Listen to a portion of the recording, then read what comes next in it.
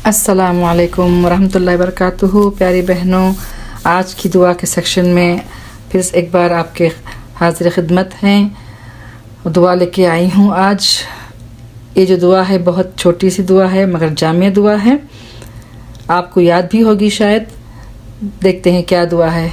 या मुक़ल्लिबल क़ुलूबि सब्बित क़ल्बी अला दीनिक। तो इस दुआ में क्या मांगा जा रहा है, हम ज़रा शऊर के साथ देखें और सुने। इस हदीस के बारे में, इस दुआ के बारे में हदीस आती है कि शहाद बिन हौशब बयान करते हैं, मैंने उम्मे सलमा रज़ियल्लाहु अन्हा से पूछा, ऐ उम्मुल मोमिनीन, जब आप सल्लल्लाहु अलैहि वसल्लम आपके पास होते हैं तो उनके पास अक्सर दुआ कौन सी होती थी। देखिए सहाबा कराम भी कैसे कैसे सवाल पूछते थे, क्या क्या जानने की उनके अंदर एक तमन्ना थी। तो उन्होंने जवाब दिया कि अक्सर ये दुआ पढ़ते थे, या मुक़ल्लिबल क़ुलूबि सब्बित क़ल्बी अला दीनिक। ऐ दिलों के फेरने वाले, मेरे दिल को अपने दीन पर साबित रख। क्योंकि दीन पर साबित क़दमी रखना बहुत मुश्किल काम है। यहाँ पे जो अल्फाज है ना, क़ुलूब, ये क़ल्ब की जमा है। तो क़ल्ब किसे कहते हैं, उलट पुलट होने वाली चीज़ को क़ल्ब कहते हैं। इसी के बारे में एक और हदीस भी आती है कि हमारे दिल अल्लाह के दो उंगलियों के दरमियान हैं, वो जब चाहे जिस तरफ चाहे उसको मोड़ दे।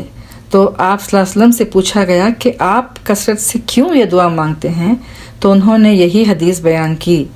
तो हमारे लिए भी कितना ज़रूरी है कि दिलों की साबित क़दमी की दुआ करें। इसी तरह दूसरी हदीस का एक मफ़हूम है जिसमें आता है कि जिस्म में एक गोश्त का टुकड़ा है, अगर वो दुरुस्त हो जाए तो सारा जिस्म दुरुस्त हो जाता है, और अगर वो बिगड़ जाए तो सारा जिस्म बिगड़ जाता है। और वो गोश्त का टुकड़ा क्या है, दिल है। अब देखिए दिल क्या है क्या चीज़ दिल।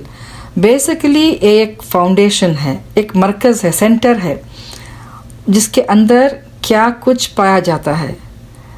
यानी मसलन हमारे अंदर के अंदर क्या होती है, हमारी नीयत होती है। वो हम कहाँ करते हैं, हम दिल में करते हैं ना नीयत।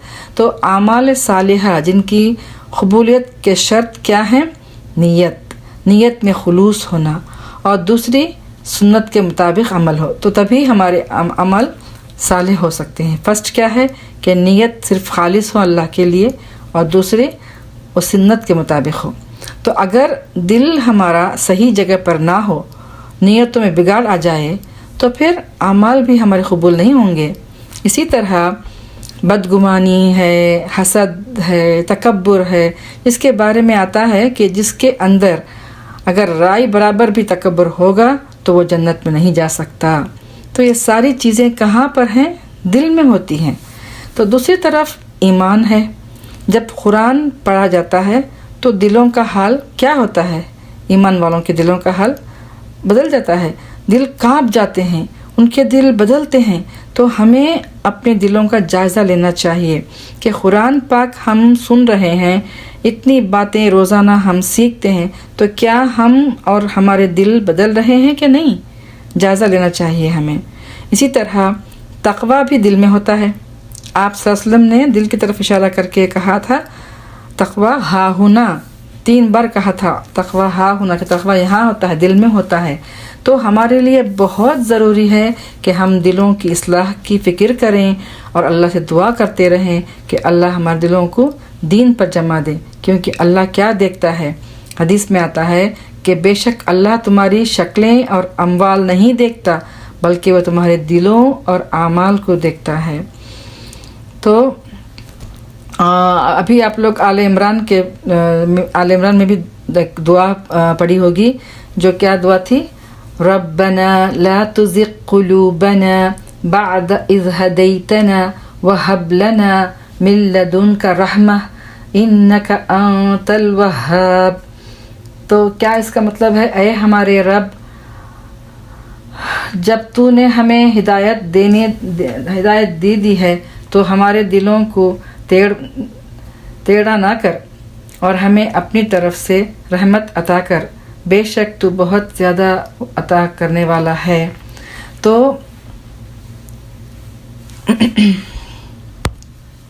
تو ہدایت کا مل جانا، اس راستے پہ آ جانے کا مطلب یہ نہیں کہ ہم اب اطمینان ہو کر بیٹھ جائیں، ہم نے دعا مانگی، ہم ہدایت پر ہیں، یہ سوچ کر ہم چین سے نہیں بیٹھ سکتے۔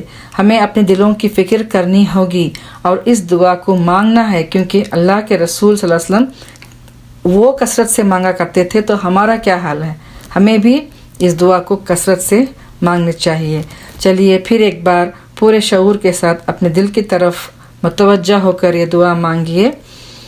یا مقلب القلوب ثبت قلبی علی دینک۔